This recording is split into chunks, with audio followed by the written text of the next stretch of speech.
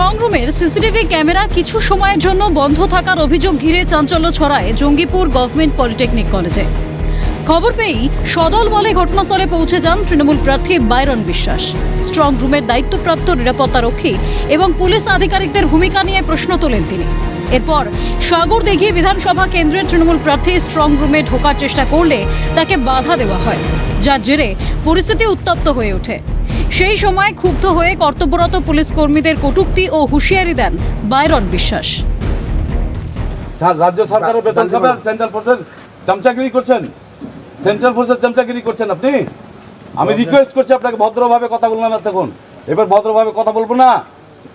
রাজ্য সরকারের বেতন খাচ্ছেন, রাজ্য সরকারের পুলিশ আপনি, সেন্ট্রাল ফোর্সের দালাল না আপনি। স্ট্রং রুমের মতো সংবেদনশীল এলাকায় সিসিটিভি ক্যামেরা বন্ধ থাকার মতো গুরুতর বিষয় নিয়ে স্পষ্ট ব্যাখ্যা চান বলে জানিয়েছেন বাইরন বিশ্বাস। ওরা বললো যে 1:05 না রে 11:17 17 মিনিট ক্যামেরা অফ।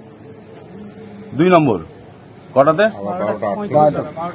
12:35 হ্যাঁ 12:20 কিংবা 38 আপনারা সিসিটিভিতে রয়েছে, পেয়ে যাবেন। 12:20 কিংবা 38 কতক্ষণ 20 মিনিট বন্ধ। কারেন্ট পাল্লা তো পুরো সিস্টেমে কারেন্ট পাল্লাতো। এখন টেকনিক্যাল ফল বলছে না, টেকনিক্যাল ফল না, এটা ওই ফল, দিল্লি ফল।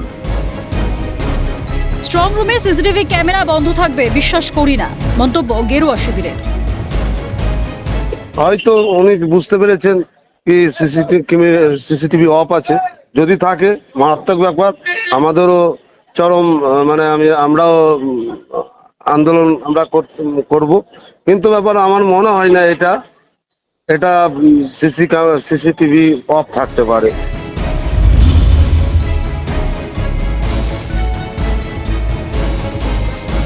প্রথম দফায় মোটের ওপর শান্তিপূর্ণ নির্বাচন হয়েছে পূর্ব ও পশ্চিম মেদিনীপুরে। বৃহস্পতিবার ভোট গ্রহণের একদিন পর বিশৃঙ্খলা দেখা গেল মেদিনীপুর কলেজের স্ট্রং রুমের সামনে।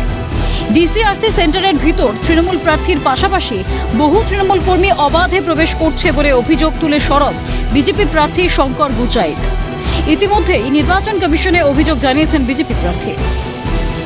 নির্দিষ্ট পলিটিক্যাল পার্টির তৃণমূল কংগ্রেসের একজন সে স্কুটি নিয়ে ভেতরে প্রবেশ করছে অবাধে, সেইটা আমরা বলেছি, আমাদের কার্যকর্তারা বলেছে যে স্কুটি বাইরে রেখে প্রবেশ করুন।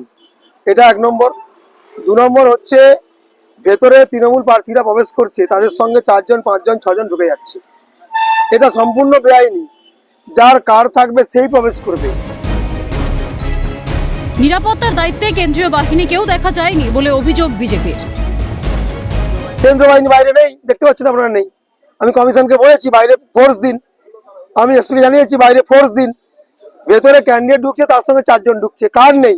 আপনি এখনই ক্যামেরা যান ভেতরে। পাল্টা অভিযোগ তুলে সরব তৃণমূল কর্মী। তো যখন আমি ঢুকতে যাই তখন দেখি ওদের এখানে প্রায় অবৈধভাবে 50-60 জন জমদ হয়ে আছে। আমি এখানে যখন পুলিশকে আমার আই কার্ডটা শো করছি, তখন ওই আই কার্ড ধরেই ওরা টানা হিলা করে দেখে, তারপরে আমার গায়েও হাত দেয়, অসভ্য গালাগালি করে, নোংরামি করে, ঢুকতে বাধা দেয়। কিন্তু আমার কাছে আই কার্ড আছে বলে কিছু করতে পারেনি। হ্যাঁ, তারপর আমি ভিতরে চলে যাই আর ওরা এখানে চিল্লাচিল্লি করতে থাকে। স্ট্রং রুম চত্বরে অনুমতিহীনভাবে ঢুকে যাওয়াকে ঘিরে উত্তপ্ত হয়ে ওঠে মেদিনীপুর কলেজ চত্বর। একে অপরের বিরুদ্ধে অভিযোগ তুলে একরকম বিক্ষোভ দেখাতে থাকে তৃণমূল বিজেপি, যদিও পরবর্তীতে পুলিশ অব্যবস্থায় সামাল দেয়। প্রথম দফার ভোট বঙ্গে শান্তিপূর্ণ হলেও ভোট পরবর্তীতে বাড়ছে রাজনৈতিক সংঘর্ষ। স্ট্রং রুম ঘিরে ব্যাপক উত্তেজনা। এখন দেখার সাধারণ জনমানুষের ভবিষ্যৎ কোন দিকে গড়ায়। মইনুল ইসলাম ও অভিষেক চক্রবর্তীর রিপোর্ট, ক্যালকাটা নিউজ।